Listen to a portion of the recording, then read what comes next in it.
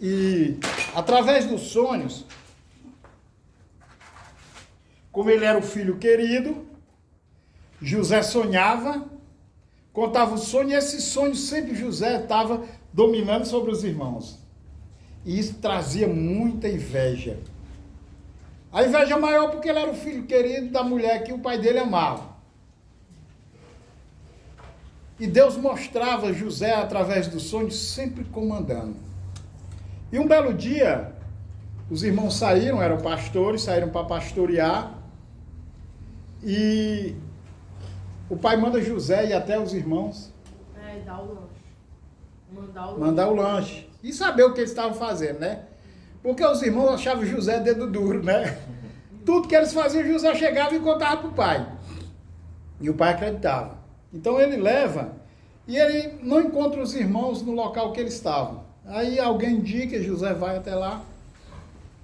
Isso aqui é só para a gente ter um pano de fundo da história. E quando ele chega, de longe os irmãos veem lá e vem o preferido, o adivinhador. E aí que vamos matar ele. Vamos matar ele. Não, aí não, vamos matar não, porque... Não. Vamos jogar ele dentro da cisterna. Pegaram e jogaram o irmão dentro de uma cisterna. Depois venderam os irmãos para o ismaelita, como escravo. Pegaram a túnica do irmão, sujaram de sangue de animal, levaram para o pai, disseram que ele tinha sido morto pelas feras. E o pai entrou em desespero, tristeza, queria morrer, dizendo que ia descer a sepultura, porque era o filho amado, e eles se manteram calados. Aí foi quando chegou a seca grande. José foi vendido no Egito como escravo para Potifar, um dos eunucos do rei. E ali ele vai trabalhar na casa de Potifar, e tudo que José fazia, cuidar das coisas de Potifar, as coisas cresciam. As coisas melhoravam, Potifar ia enricando cada vez mais. Potifar disse, olha, você tem liberdade aqui de negociar com tudo. Só não tem liberdade na minha esposa. Só que a esposa começou a botar o cavalo atrás de José. Dar em cima do homem. Começou a dar em cima do homem, querer pegar o homem naquele negócio. Ela arma uma cilada, tenta pegar José, José foge. Na hora que ele foge, ele deixa a roupa dele. E ela pega a roupa dele e espalha que ele estava atrás de pegar ela à força e tal. E quando chega, diz para o marido manda prender. E ele lá na prisão, sempre se destacou e foi ajudar o carcereiro. Na Bíblia fala quanto tempo ele ficou na prisão? Não tem tempo determinado, não. Ele vai ficar até quando o rei chama, né? E ele começa a cuidar da alimentação, contar os presos, então ele ficou sendo aquele chefe. Só que foi preso também o copeiro do rei e o padeiro. E eles tiveram um sonho. O copeiro sonhou que o copo do rei, né, que ele, tudo para beber, ele tinha que beber antes, senão se tivesse envenenado ele morria, né? Mas aí José revela o sonho do copeiro e diz, olha, o sonho é isso. Em 3 dias, você vai ser restituído à sua função. Aí o padeiro, não, eu vou contar também. Contou. Em 3 dias você vai ser enforcado. E quando o copeiro foi restituído, José disse, ei, você lembra de mim? Só que o copeiro já estava lá, nem aí, né? E foi quando o faraó começou a ter uns sonhos. Sonhava que tinha, do Nilo saía 7 vacas gordas e as vacas engoliam as vacas magras e ele acordava sem entender nada, depois 7 espigas, as espigas magras comiam as espigas. E o faraó diz, olha, manda chamar os adivinhadores aí, eu quero saber o que é isso aí. E nada, ninguém desenrolava nada, aí foi o copeiro que se lembrou. Vai ter um caba lá na cadeia lá que revelou o meu e deu certo. Disse que com 3 dias o senhor ia me chamar de volta, buscar ele lá. Aí José, eu estou sintetizando muito, né? Que é para a gente não perder muito tempo. José chega e diz, olha, os 2 sonhos um só. Você vai ter 7 anos de fartura, muita fartura no Egito, Depois vem 7 anos de uma grande seca, que vai acabar com o Egito. Acabar com o mundo todo aqui por perto. O Senhor precisa procurar um homem experiente, para poder organizar, guardar, armazenar essas coisas, para no período de seca, poder alimentar esse povo. Então o faraó disse: quem é o homem que eu vou arranjar se não for você? Aí levantou José, tacou o anelzão, era igual esse meu, eu peguei de faraó esse aqui. Esse aqui é o anel do faraó. Você só está abaixo de mim no reino. Vestiu ele com roupas reais, deu a carruagem dele, e José começa a armazenar o trigo, armazenar a comida. Quando passou os 7 anos de abundância, começou a seca, e o povo estava tendo que ir comprar, e José vendendo e aumentando o reino de Faraó. E a família dele, estava lá em Canaã, começou a passar fome. O pai disse: olha, vocês vão ter que ir no Egito, que lá tem comida. Aí eles foram. Só que quando eles encontraram, José era o governador, apresentaram ele ao governador, José conheceu os irmãos, mas os irmãos não conheceram ele. Aí José faz muitas perguntas e tal, e o pai de vocês não está lá, mas ele é um velho muito triste, já quis morrer porque a gente perdeu um irmão, foi morto pelas fezes, ó, e era o filho amado dele, e agora só tem o mais novo, Benjamim, que era irmão do que morreu, e tudo. Aí José manda abastecer e diz: olha, vai ficar um preso aqui, porque vocês são espião. Não, vai ficar um aqui. Vocês vão até o pai de vocês, mas tem que trazer o mais novo, para me ver se vocês estão falando a verdade. Ele doido para ver o irmão. E ali, quando bota as coisas, ele bota o dinheiro escondido no saco de cada um, manda devolver o dinheiro. Aí lá adiante, quando eles vão tirar o alimento, eles veem o dinheiro. Aí fica uma aperreada, achando que o faraó ia pensar que eles tinham roubado. Chegam em casa, dizem para o pai, e dizem que para poder comprar mais alimento e soltar o outro, tem que levar Benjamim. Aí o velho diz: leva não. É a única lembrança que eu tenho do meu filho e da mãe dele, não leva não. Aí a seca acolchou, a fome, e o velho disse: e agora? Vocês vão ter que comprar comida. Vamos não, se não levar o menino, nós não vamos. Porque ele vai matar nós tudinho. Sei que muito pelejar, ele leva o menino. Chegando lá, apresenta o menino, José se emociona muito. Aí liberou o irmão, queria ficar com o menino e foi aquela confusão, não deixaram. E na hora que eles liberam, José entra para um quarto, eles vão, na hora do almoço, José disse que eles iam almoçar com ele. Só que é o seguinte, o costume do Egito,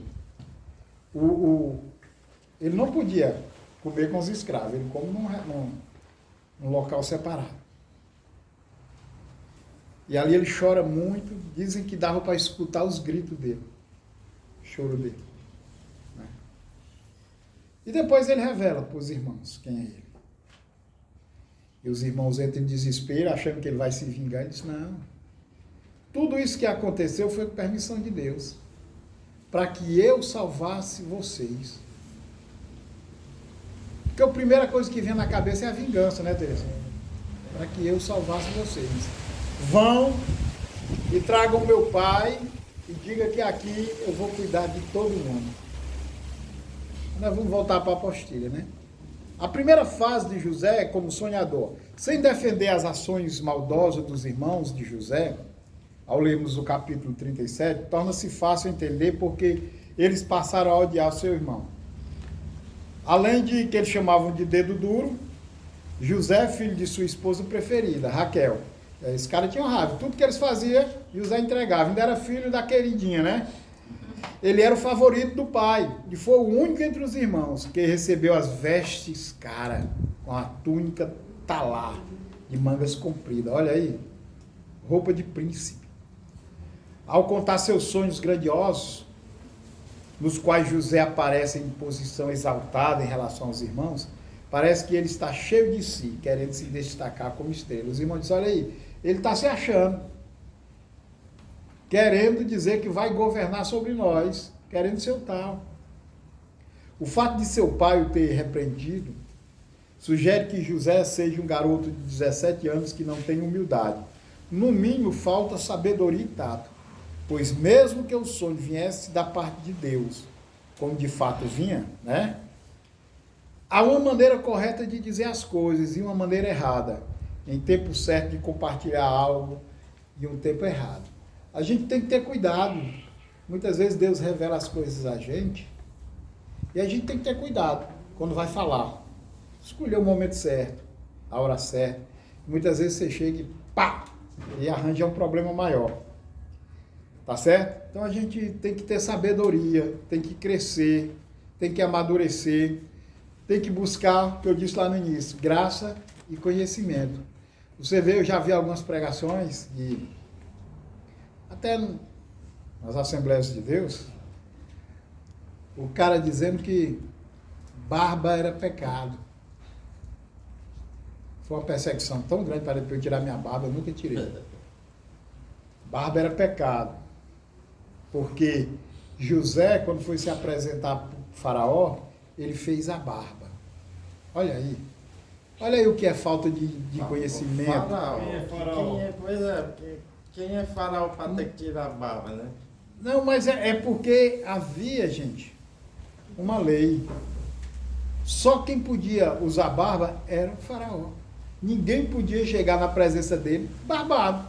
Não, tô entendendo. Tá entendendo? Mas aí na igreja, não, porque ele tirou a barba, era preciso tirar, todo mundo tem que tirar a barba. Hoje você anda no Egito, as estátuas dos faraós sempre tem. Tem mesmo. Ah, então só Deus poderia ter barba, né? Mas isso era a visão do Egito. Pois é, uma visão que... Do Egito. No Egito a lei era assim. São sempre estátuas imponentes, com a mão para frente, grandiosas, de barbas, o abdômen bem dividido, que eram deuses, eles se achavam deuses, né? E José tirou a barba porque ele não podia chegar diante do homem, que era o senhor do Egito, barbado. Mas aí, os cabas na igreja querem que a gente tire a barba, né? Nesse momento, o sonhador e garoto mimado do pai, a impressão que temos de José é que era inexperiente, ingênuo e imprudente. Lógico, um menino de 16 para 17 anos, tendo as visões que ele tinha, falava como uma criança, via e dizia. E era mal interpretado. Nada justifica as ações maléficas dos seus irmãos ao traí-lo e vendê-lo como escravo. Mas imaginemos que se José tivesse se comportado de maneira diferente com eles, talvez a história dele tivesse sido outra. Mas não podia, porque se eles tivessem começado a gostar de José e tratar ele bem, como era que ele tinha ido para o Egito, a ser preparado por Deus? Então tudo tem a permissão de Deus, todo aquele tratamento ruim, tudo, era para que ele fosse levado para lá, para ser trabalhado. É como Moisés, enquanto estavam matando todas as crianças, Moisés foi salvo no rio, para poder ser criado no palácio e aprender a defender o seu povo depois. E assim com José. Ele era um jovem. Num momento desse, o que era que ele tinha? Raiva dos irmãos. Mas depois que tudo que ele passou, ele entendeu o propósito de Deus. Não, você não precisa se preocupar. Eu vim aqui porque Deus trouxe para que eu cuidasse de vocês. Por isso que é necessário a gente amadurecer. E não se amadurece na caminhada na fé sem a graça e sem o conhecimento. Por isso que eu falei no início. Então, cuidado com essas coisas, que as pessoas dizem que, esse negócio de estudar, que eu recebo direto do céu, não existe isso. Gente, todas as seitas que nós conhecemos, as heresias, foram criadas por pessoas que eram crentes e começaram a achar que tinham visão direta de Deus.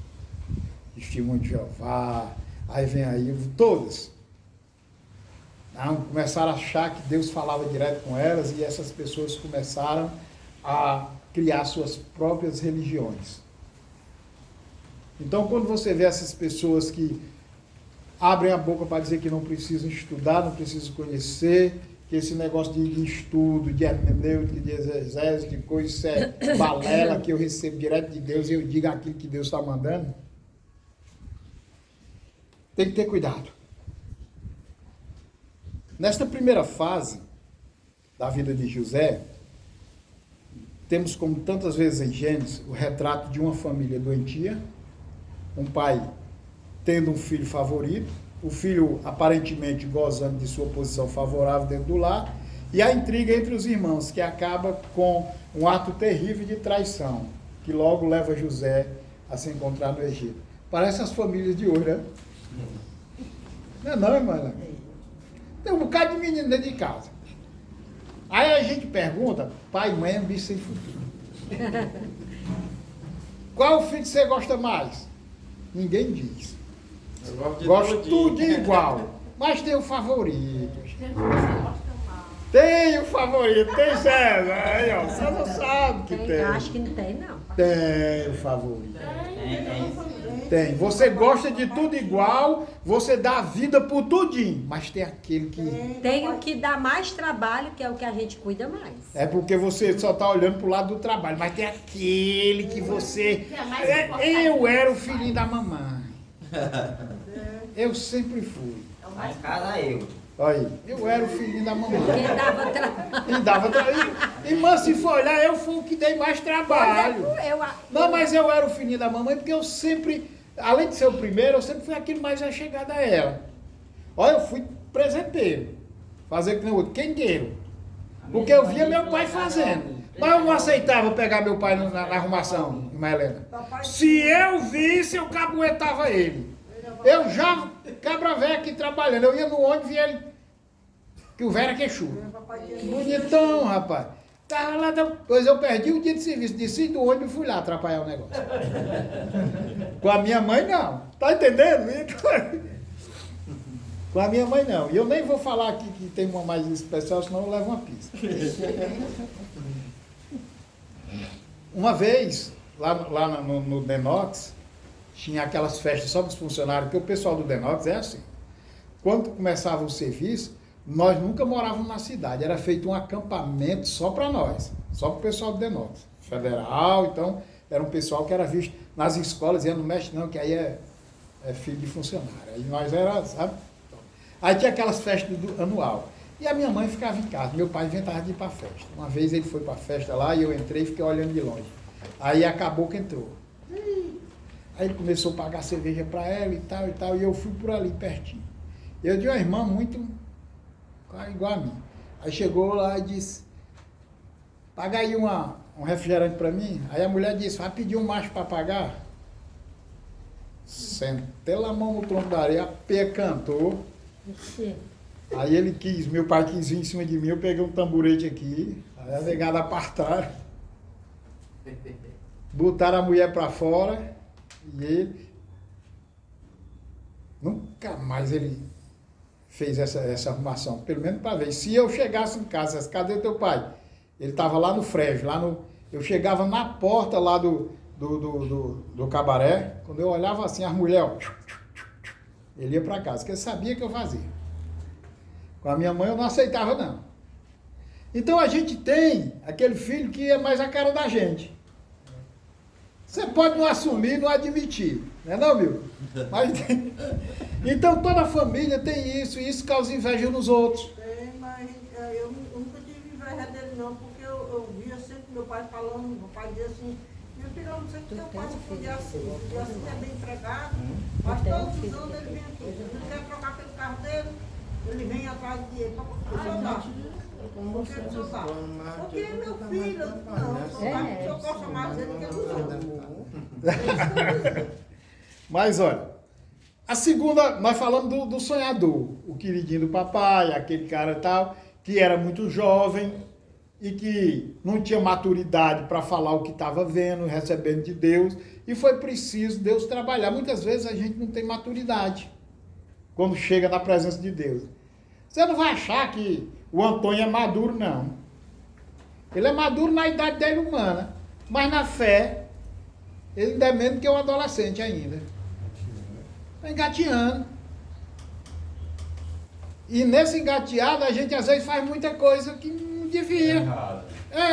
Até amadurecer espiritualmente, que a Bíblia diz que nós nascemos de novo. Agora, nascer de novo velho que nem nós, né, Antônio? É cheio de problemas no mocotó, na coluna.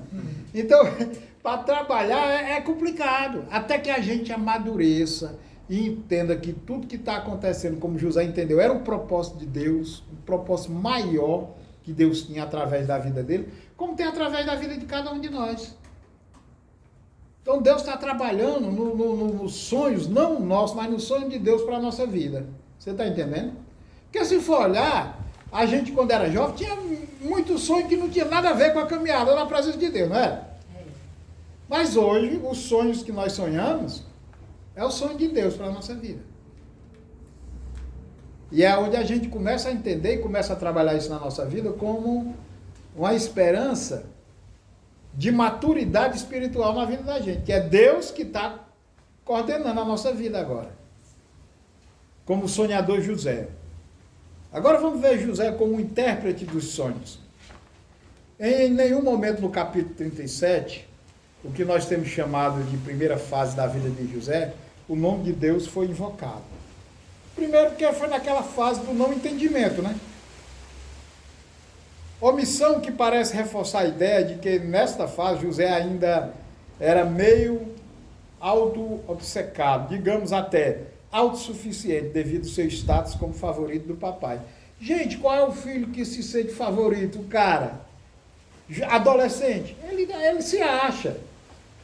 Muitas vezes ele com certeza ele não estava entendendo. Ele podia até estar entendendo que Deus estava mostrando para ele que ele ia mandar nos irmãos tudinho. E os irmãos entenderam isso, só que entenderam errado. Tanto ele, se achando autossuficiente, como os irmãos sem querer aceitar isso. Que vieram entender depois que Deus trabalhou para que ele realmente tivesse à frente dos irmãos para cuidar dos irmãos.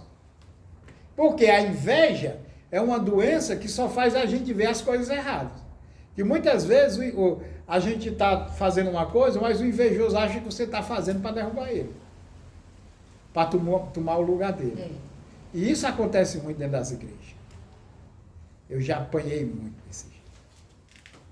Porque chega querendo ensinar, querendo fazer, e alguém que já está na frente acha que está chegando para tomar a posição. Aí começa aquele levante, começa aquele grupinho, e, sabe, é muito ruim.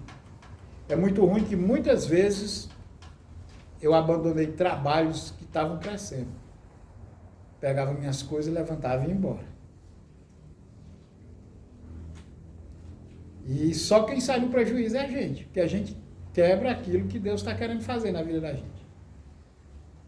Até chegar aqui e Deus mandar um recado para mim aqui, ali, que eu já tinha abandonado meu chamado várias vezes, por conta do que acontecia. E você simplesmente, a gente simplesmente passar por cima daquilo ali tudo. Pois é, mas aí quando Deus disse isso, que ia me dar mais uma oportunidade. Aí eu não quero perder essa uma oportunidade, não. Mas já me vi muitas vezes querendo me levantar para ir embora. Eu me lembro que Deus disse, é a última, então eu não vou perder a última, não. É a última. O lombo vai aguentar. Mas será que ele só dá a última mesmo? Mas eu já joguei no fórum um bocado, né? Vai confiar de ter a outra. A Bíblia diz que o cara que vai errando, ele está crucificando Cristo de novo. Uma hora. Porque às vezes eu fico analisando, né? Quantas chances. Pois é, mas aí a gente tem que uma hora amadurecer. Ah, não vou mais, eu vou ficar na minha e tal. Aí tem que procurar alguém para conversar e dizer, ó, calma, estou vendo, Deus está vendo, vamos. Eu estou dizendo em base assim do meu filho, né? Que já tem várias chances e não quer aproveitar as chances. Aí chega um dia que eu e ele já estamos cansados, eu já não sei para onde correr mais. Você entendeu o vídeo? Aquele vídeo que ele mandou, meu, que Eu podia sentar nós três e dar uma conversada sobre aquele vídeo. Porque é só Deus mesmo, É, porque meu? eu tenho mais o que fazer, não. Tem. Ei, Milton, ontem eu disse para ela, que eu olhei para ela e disse, é você. A gente pode sentar e conversar no outro momento. Então, gente, o favorito do papai. Agora, porém, traído, vendido como escravo pelos irmãos, tendo conhecido a vida numa cela de cadeia do faraó, tendo experimentado a sensação de estar literal e metaforicamente no fundo do poço. José começa a se lembrar de Deus, do seu pai Jacó e do seu avô Isaac. Olha aí, foi preciso na cadeia, no sofrimento, na peia, para poder agora ele entender o que estava acontecendo. Gente, muitas vezes é preciso a gente ir, ó, no fundo do poço. Cai, que eu passo subir. Que é para você quebrar o egoísmo, o euzão, eu sou capaz, né? Então, às vezes, negado diz assim, os caras só porque estudou, se acha, não é por aí não, velho. Então, só porque José, enquanto ele estava com o pai dele, nunca invocou o nome de Deus, porque já tinha tudo na mão. Olha aí, O pai dele estava perto. O nosso pai é o nosso herói. Então, quando a gente olha para o pai, a gente quer seguir os passos e fazer a mesma coisa que o pai. Não, o seu pai é o seu herói. Sabe quem é? Ó? Não, o pai não é o que gera, não. Não é o que cria. É o que cuida, o que cria, o que dá amor, o que dá atenção. Então, a sua referência é a sua avó. É o seu pai. E a referência masculina que você tem e precisa é o seu tio. Porque todos nós precisamos de referência masculina. Quem é para você? O seu tio. Tá entendendo? Você só precisa entender isso. Meu pai é... Não, ele foi só uma coisa que foi usada para você estar aí hoje, no meio dessa família maravilhosa e ser o homem de Deus que Deus quer ser. Ele foi instrumento para você ser algo grande que Deus quer que você seja. Igual Simples. José, né, pastor? Assim, veja José. É o que eu sempre digo para ele. Tá entendendo? Às vezes a gente só olha essa coisa de pai, mãe, paternidade, maternidade, no lado biológico, quem gerou. Mas não é quem gerou, gente. E a Rafa está sentindo a aflição do José sentindo. Quem gerou e não cuida, quem gerou e não ama. O Gabriel também. Como eu disse para vocês, os exemplos que eu dou é meu.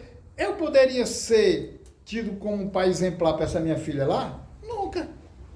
Nunca ajudei, nunca fiz nada. Que agora que eu estou tomando essa posição para cuidar. Mas por quê? Porque foi preciso apanhar muito para vir para os caminhos do Senhor e entender o propósito de Deus. Gente, você acha que não era propósito de Deus essa menina ter nascido como minha filha? Era. Isso eu não colocou para ela, né? Não. Eu olhar agora. Agora. Então, é isso, César, que você precisa entender. Suas referências são as referências que dão amor, que cuida. Não é o biológico. Porque já não faz do jeito que ele se revolta, principalmente com essas três palavras. Não toca no nome do pai, ele sai de perto. Não, mas é por conta da idade dele, é por quando eu não disse para vocês que eu fui jogar bola pelo telho, porque o telho, quando disseram que o pai tinha que jogar e ele nunca viu o pai dele, ele ficou lá no canto, eu digo, ei, baixa a cabeça não, eu vou. Bota aí que seu pai é quem está cuidando de você aqui. Tomei quase 2 caixas de comprimido, mas foi. Veio um bocado de pancada, para que ele não se sentisse só. Não. E o que você passa, César, deixa eu lhe dizer, essa carência tem dentro de cada um de nós. Não é nada de errado. Porque cada um de nós tem essa necessidade que queria que o pai tivesse por perto. Você é homem. E tem essa carência, imagine a minha, que era uma menina. O que ela não passou. Está entendendo? Você é um homem, sendo bem criado, mais tarde vai conquistar sua vida profissional, um bom emprego e construir sua família. Para a mulher é mais difícil. Se aliar um cabo que não presta e o desmantelo é grande. Para poder depois dar direcionamento à vida dela com 3, 4 filhos, é mais difícil. Dá até um certo assim receio, se muda com É. uma pessoa que a gente não sabe nem quem é. Pois, aí é que tá. Mas não baixa a cabeça não. Agora você tem a história de José aí na sua frente, para entender que para José chegar, ser o governador, até pro xadrez ele foi. Ele foi abandonado pelos irmãos. Abandonado é pouco, né? Ele foi vendido. Foi pior ainda, não foi? Eu assisti um filme que... É o filme que a avó assistiu da mesma história. Aí é por isso que ela tá entendendo. Hoje nós temos um bocado de crente que assiste o culto na Record, né? Mas lá em casa, o Gabriel. Ela disse que está Mas ele abandonou ele. ele e ela assistiu o Esse filme dia eu do falo. casamento, né? Eu fazia tudo que eu podia, E o até não meu sei amigo que fazia horas tudo por ele ele também, estava. tudo que podia. Agora, Já esse ano foi pensou? que ele virou. Ele mesmo pediu perdão pro pai dele, o pai dele agora está chegando a ele, aí foi disse para ele que soubesse que era tão bom estar com os filhos da gente, não tinha perdido tanto tempo. Agora que ele está entendendo. Mas aí, mesmo ele dizendo, não, tô bem aí, tal, mas a carência fica. Não tem como. Fica. Ele sentia falta. A necessidade, a falta Pai. fica. Você pode, e muitas vezes acontece da família dizer, não ligue não, que não presta, nunca prestou. Não é bom nem dizer isso porque a gente sabe que não presta. Mas se disser, magoa. Porque a criança cresce rejeitando, mas com problema. Tá entendendo? Porque há essa ligação, além de consanguínea, emocional. É importante, né, ele ter essa... Lógico que é, pai. Pode ser que ele seja um marido ruim pra você, mas é um pai do filho, né? Quando a minha filha ligou, pai, eu não tenho seu nome. Na escola todo mundo fala, todo mundo... Graças a Deus que eu já estava servindo o Senhor. Falei com a Mazela, disse, não, vamos reconhecer. Mas se eu não tivesse, eu tinha ligado. Não, deixa aí mesmo, eu vou botar meu nome, mas depois vai querer que as minhas coisas, que coisa. Porque eu tenho para deixar um pato com tudo que eu guardei. Tá entendendo? Então, gente, olha, experiências traumáticas, maus tratos emocionais, físicos, até espirituais, faz com que nós busquemos a Deus e aprendemos a depender unicamente dele para amadurecer, tá certo? Então, toda essa experiência que a gente passa na vida de sofrimento é para a gente amadurecer. Não é para jogar a toalha, não é para desistir. É para entender o que Deus está fazendo. Aprender com aquilo. Ao que parece, foi justamente isso que aconteceu no caso de José. Em meio às aflições, José se deu conta de que o universo não girava em torno dele. Que existe um universo muito maior e muito mais importante do que ele. Viu aí? Viu aí, César? Olha, isso é para você ver que você não está num mundinho que o problema é só seu. Você tem que passar a ver o seguinte, o que é que está por trás disso? Que você é o homem que Deus está preparando para viver bem de vida e para manter essa família todo dia depois, ajudar. Está entendendo o segredo da coisa? Não é mais só você sozinho, abandonado, sofrendo, não. O propósito de Deus é maior na sua vida. É você começar a entender o quanto a sua avó, que foi mãe e pai, tem lutado, trabalhado, e que Deus tem um propósito para você cuidar de tudinho depois. Olha aí que maravilha. Vem a retribuição, né? Com certeza. E só vem quando Deus está no caso. Porque hoje o que é que a gente vê? Você gasta dinheiro, investe em filho, depois ele vaza. Tem Deus. Quando Deus está, ele volta e cuida. Ele abençoa, ele vai buscar a família, ele perdoa. Não sei se vocês sabem onde ele anda, o pai dele, o que filho levou. Já sei onde mora, já sei o endereço dele. Sim, mas agora só uma coisa. Quem sabe? Não sei, ninguém sabe. Qual é o propósito de Deus? Se não é esse menino que vai cuidar da vida dele. A gente não sabe, Ninguém sabe do propósito de Deus, mas quem sabe se no final ele abandonado, jogado, quem é que ele vai dar um grito de socorro e vai chegar? Que é um homem de Deus. Vai jogar fora mago, rancor e tudo, e vai fazer o que Deus manda? nunca procurou saber assim. Pois é, mas aí Deus faz as coisas diferentes. Tá entendendo? Gente, vocês acham que José sabia que ia ter uma seca grande dessa, que ia todo mundo morrer de fome, que ele ia buscar a família dele e salvar? Primeira coisa na cabeça do ser humano é se ferre tudinho, me sacanearam, me venderam, agora se vire. Eu tive essa reação depois do sonho, que ele foi pra casa. Tá entendendo? É desse jeito, porque os sonhos vêm de Deus para trabalhar no nosso coração, no nosso espiritual. Gente, nós nunca vamos conhecer o segredo de Deus. Nunca. É grande demais para ser revelado para nós. Nós teólogos temos um versículo que é a nossa tábua de salvação. Deuteronômio 29, 29. Quando não sabemos responder, ele diz, ó, o que é ser revelado para o homem, Deus revela, o que não é para Deus.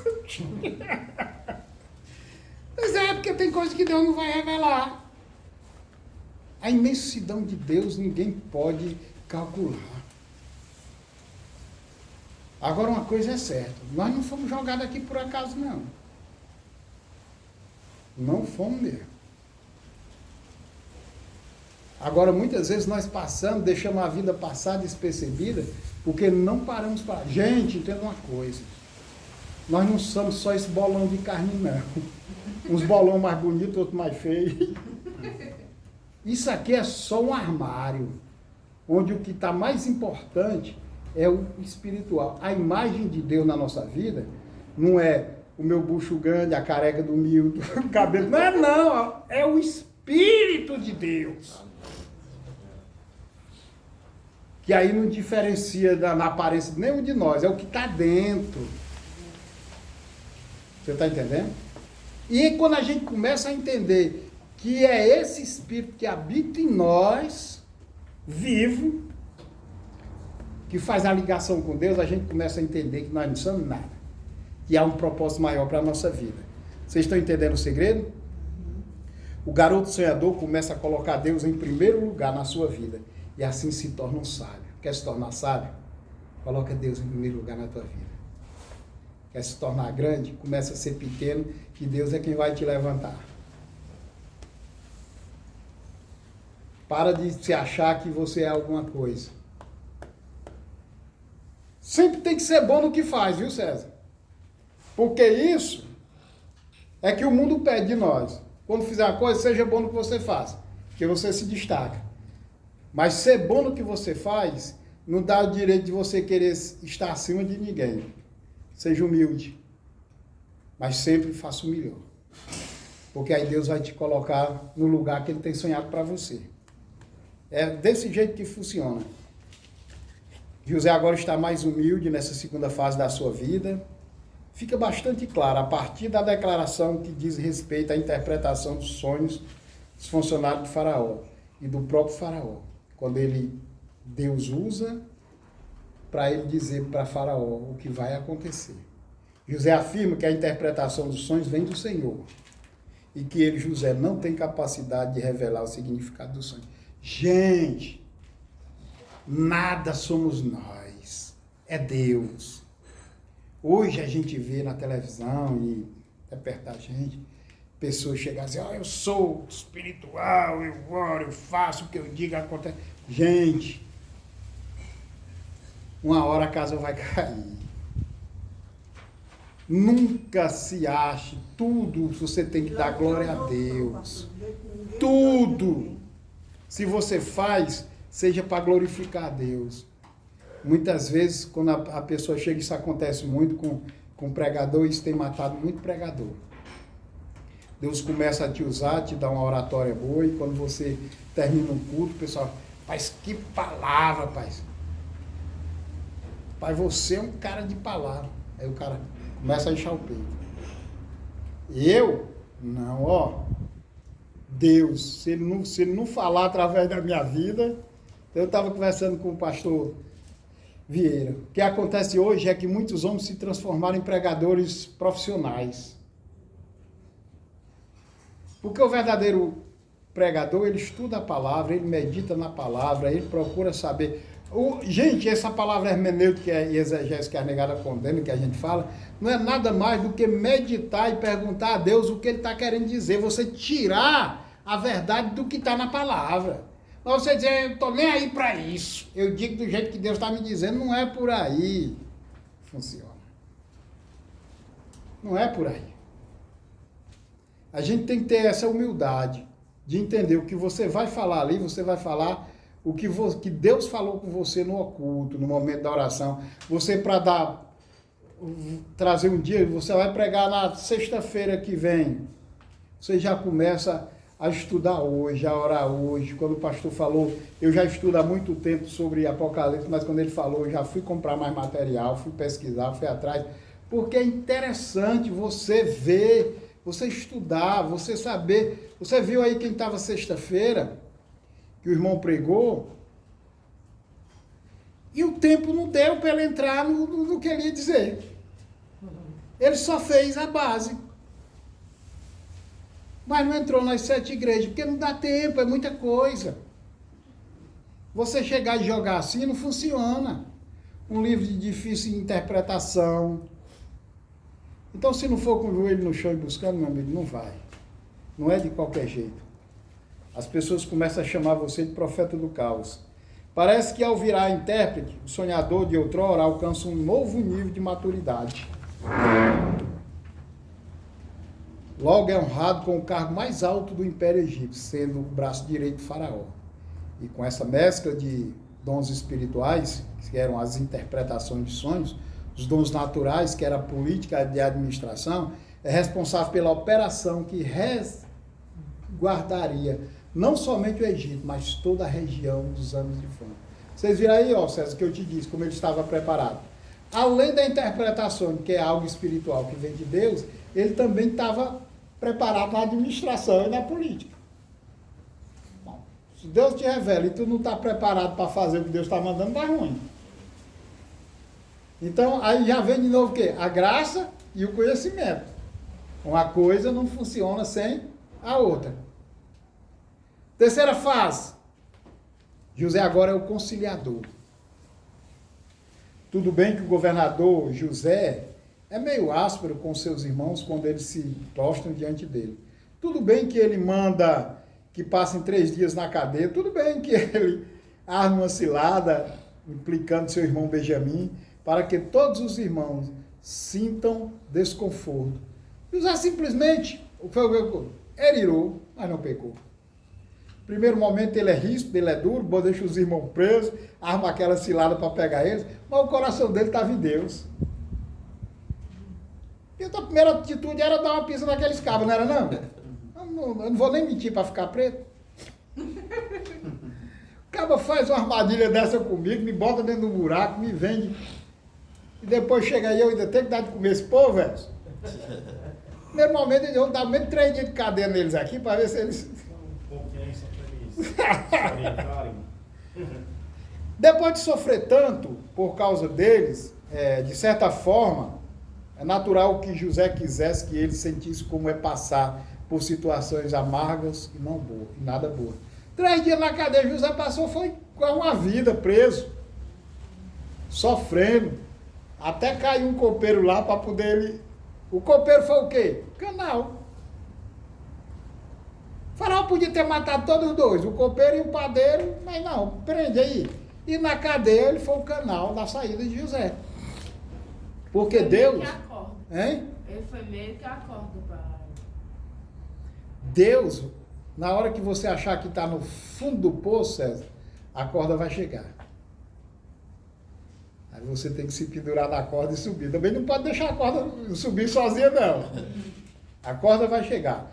Todavia, a esta altura, José já está a caminho de plena maturidade em Deus. Precisamos amadurecer espiritualmente em Deus. Outros homens teriam se vingado, executando ou então escravizando os irmãos traidores, mas José fez o contrário. Os abençoa e procura se reconciliar com ele. Como humano, a primeira atitude nossa era de vingança. É a ira, a raiva. Mas não competia mais a José, porque agora ele estava com Deus. E Deus trabalhou no coração dele o quê? A reconciliação e o cuidado. Perdão não é fácil, gente. Perdão é milagre. Não é não, irmã Helena? Perdoar é milagre de Deus, não é não? Mas depende da vontade da pessoa. A pessoa tem que procurar perdoar, porque eu já fui muito machucada. Mas hoje eu não tenho mais raiva dessas pessoas que me machucaram, não. Porque o milagre de Deus foi feito no seu coração. Não tenho não, entendeu? Antes de Deus só ficava a angústia, a raiva e a revolta. Se me deparasse com ela na minha frente, Quando a imagem e semelhança de Deus que habita na senhora, que é o Espírito Santo, começou a moldar isso aí, começa a tirar eu tinha muita as raiva. coisas ruins do lado. Realmente eu tinha muita raiva. Aí o milagre começa a acontecer, porque nós mesmos, como essa carne pecadora, a vontade é só de se vingar. Simples assim. Mesmo depois da morte do seu pai Jacó, os irmãos ficaram com medo da caridade de José, se voltasse contra Jacó, e só quando enquanto o pai estava vivo, ele estava fazendo. Os irmãos ficaram com medo. Os irmãos ainda precisavam se converter, né? José cuida dos seus irmãos, da sua família, mostrando que a família doentia passa a ser saudável na presença de Deus. Porque enquanto o homem não tem essa certeza, esse conhecimento de Deus, ele sempre vai desconfiar da atitude do outro. Os irmãos dizem, não, ele tá bonzinho aí só enquanto o pai está vivo. O pai morrer, ele acaba com a gente. E não foi assim que aconteceu. Porque aquele homem não agia mais como o homem José, mas como o homem de Deus. É o que Deus espera de cada um de nós. Não agir mais como o Almir, como o Antônio, mas como o homem de Deus que Deus escolheu para uma tarefa nova. Simples assim. Difícil é que a gente demora a entender isso. E a gente quer fazer sempre do nosso jeito. Sempre. Está servindo para mim também. Não vai pensar que eu estou falando só para vocês, não. Eu aprendo muito mais quando eu estudo do que quando eu estou ensinando a vocês. Se não servir para mim, não está servindo para vocês. José, agora maduro, é capaz de ver a mão de Deus na sua trajetória pessoal. Explica aos irmãos: vós intentaste o mal contra mim, porém Deus tornou em bem. Olha aí. Não se preocupe não. Vocês tentaram fazer o mal, mas Deus transformou esse mal em coisa boa para vocês. Deus me colocou aqui para cuidar de vocês, não foi para julgar e nem condenar vocês não. E outra coisa, o que eles fizeram foi com o propósito de Deus. Você vai, mas até no errado, pastor, até no errado.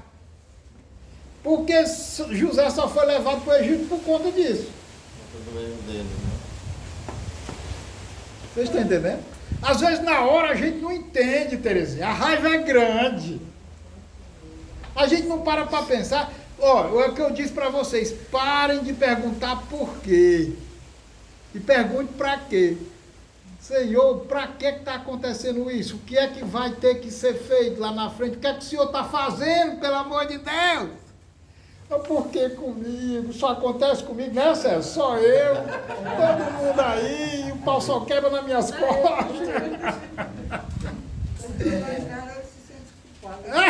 Ó, tipo, uma cor que eu não fiz, isso acontece de verdade, uma cor que eu não fiz, avó, é culpa do céu. Aí, e José fez isso aqui errado. Mas só que sua avó achou que você fez como os irmãos achavam que José estava fazendo. Qual o propósito? Está entendendo, Sérgio? Provando o quanto que ele havia sido cuidado e transformado pelo amor de Deus Todo-Poderoso. José disse, eu não posso ser contra esse povo, não. Porque o que Deus cuidou de mim, vendido como escravo, na cadeia, e nada aconteceu de ruim, a não ser Deus preparando para eu estar nessa posição de mandar nessa coja todinha, governador desse povo, que nem Deus eles conhecem. Eita, que reviravolta grande, né? Que Deus nos restaure, assim como restaurou a vida de José, amém? Deus trabalha na nossa vida.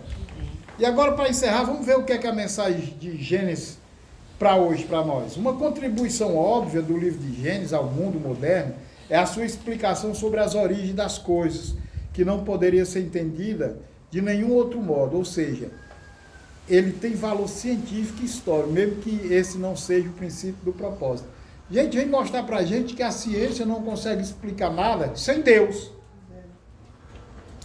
Se conseguisse, eles já tinham feito. Mas também ninguém pode recusar a ciência, porque a ciência é bênção de Deus. E a Bíblia fala que no final dos tempos a ciência se multiplicaria. Deus gerou, através da ciência, médicos que têm cuidado de nós, né? Homens que defendem na justiça, pessoas que inventam, criam remédio, transporte, tudo isso aí de Deus. Então ninguém pode recusar a ciência. Mas a ciência não funciona sem Deus. Mas, fundamentalmente, Gênesis lida com a essência do significado do fato de os seres humanos terem sido criados à imagem de Deus. A imagem de Deus dentro de cada um de nós, que eu falo para você, é o Espírito Santo de Deus agindo na nossa vida. É o Espírito de Deus. Não é a nossa aparência. Aí o pessoal fica atrás de ver. Deus não tem cara, gente. Deus é Espírito. Se Ele é Espírito, a imagem dele em nós é o Espírito dele. Tá certo? Quem somos nós? Por que nós existimos? O que devemos fazer? A gente parou para pensar, quem é você? Você está aqui por quê? O que você veio fazer aqui, Antônio, nesse mundo? E só para passar um tempo e fazer uns 3, 4 meninos? Não foi só isso. Deus tem um propósito maior em tudo isso. A não consideração dos planos de Deus para a humanidade tem resultado em pensamentos e ações caóticas, sem propósito. Olha, quando nós vemos essas coisas acontecendo aí, é porque os homens não têm colocado Deus no negócio. Os homens acham que pode resolver as coisas da maneira deles. Aí o mundo está nessa situação. Até Deus mostrar para ele que quem manda é ele. Em última análise, a vida sem o verdadeiro conhecimento da natureza humana, como a imagem de Deus, é de função humana de administração da criação de Deus. É uma vida sem sentido. Enquanto o homem não entender que a imagem de Deus é o Espírito de Deus nele, que liga ele. Olha, você tem um Espírito. Porque Deus soprou o Espírito em você, lhe deu vida. Lhe deu entendimento, sentimento, alma. Mas o Espírito Santo é quem te liga direto com Deus. É a imagem dele em você. Que só é ativado depois que você aceita o Filho como seu Salvador.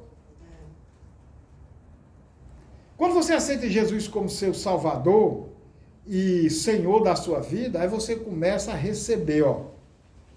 Porque você abriu para receber direto do céu. E as coisas vão chegando até você. Mas antes chegava, o primeiro pensamento que vinha na gente era de revolta. Primeiro pensamento, tô nem aí, eu vou encher a cara de kisuke mesmo, quem quiser que se vire.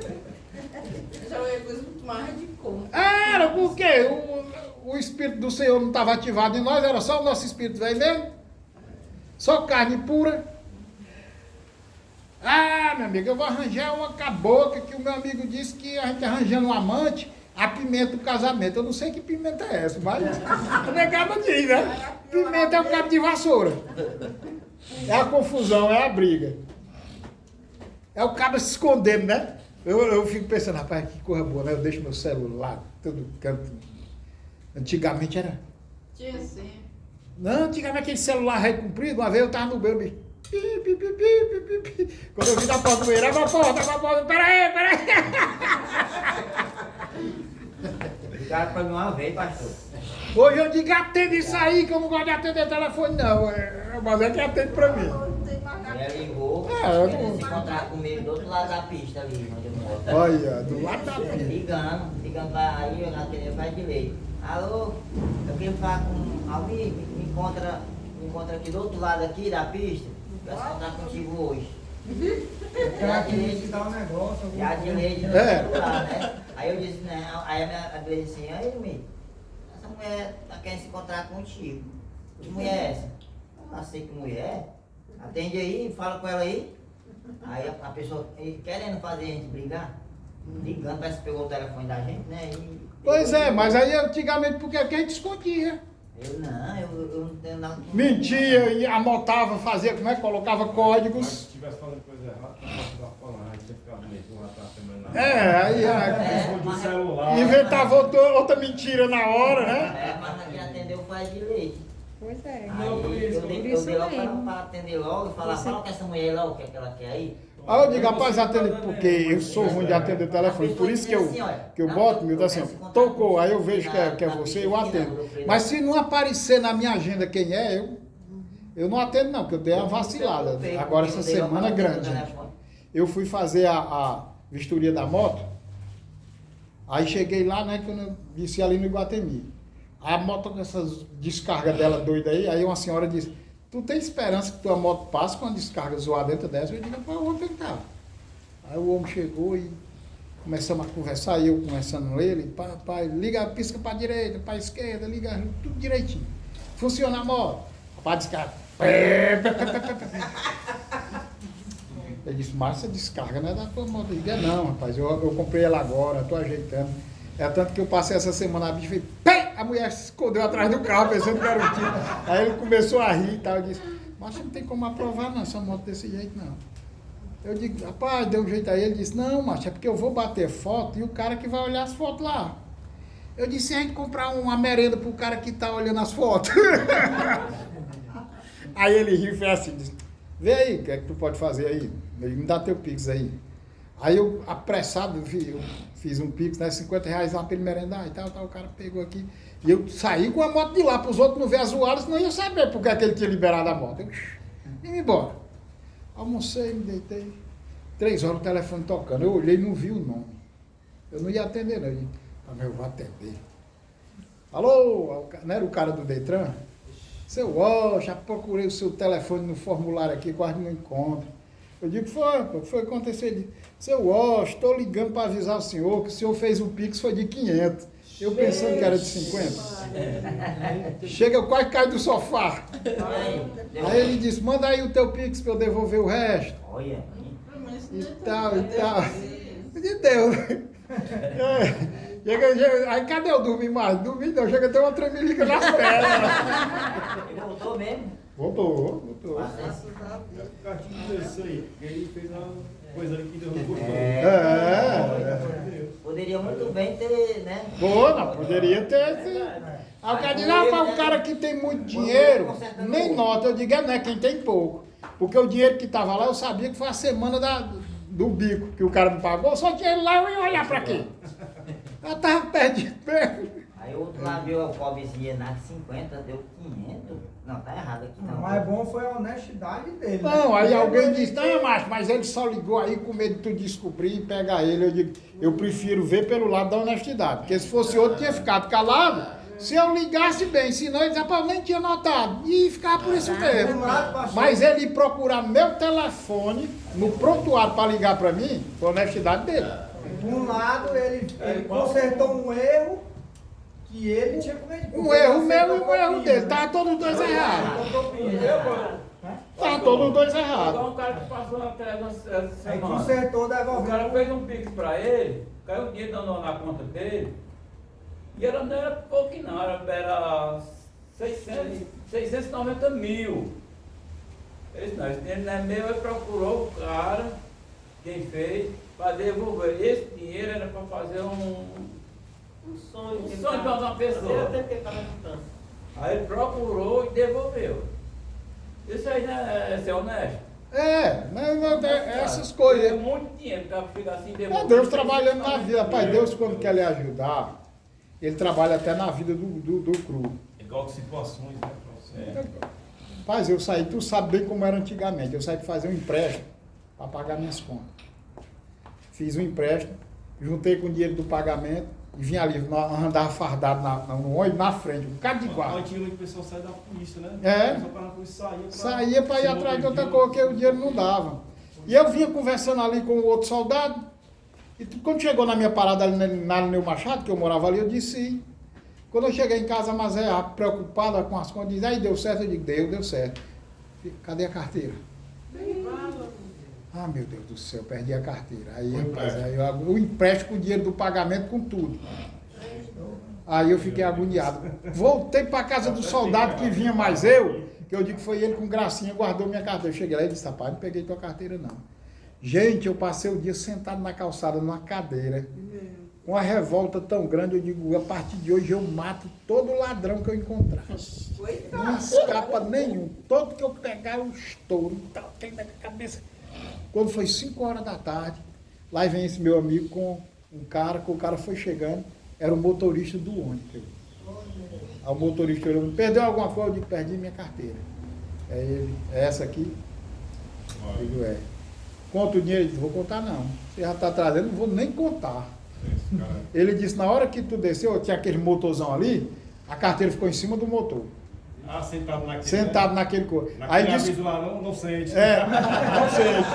Aí o cara ia pegar, ele segurou. Ele segurou.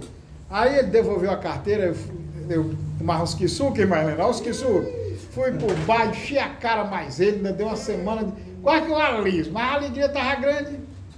Aí no outro dia, eu contando pro outro motorista, eu contando pro outro motorista, ele disse, quem foi? Eu disse, foi o motorista fulano de tal, eu não acredito não. Meu amigo, esse cara, até as calças, ele aposta em mesa de jogo. Olha aí. Como é que esse cara foi deixar a tua carteira lá? Eu digo, foi. Então eu digo, então foi Deus mesmo. Porque disse que ele perdia. A mulher tinha deixado ele, porque até as calças ele apostava. Se ele tivesse ficado, ninguém tinha ficado nem sabendo. Nem sabendo, eu ia saber dentro do ônibus, como era que eu ia saber? Foi por meio. Usou ele. Era o ladrão. Quem ia pagar os ladrões? Antônio, me ajude, Antônio.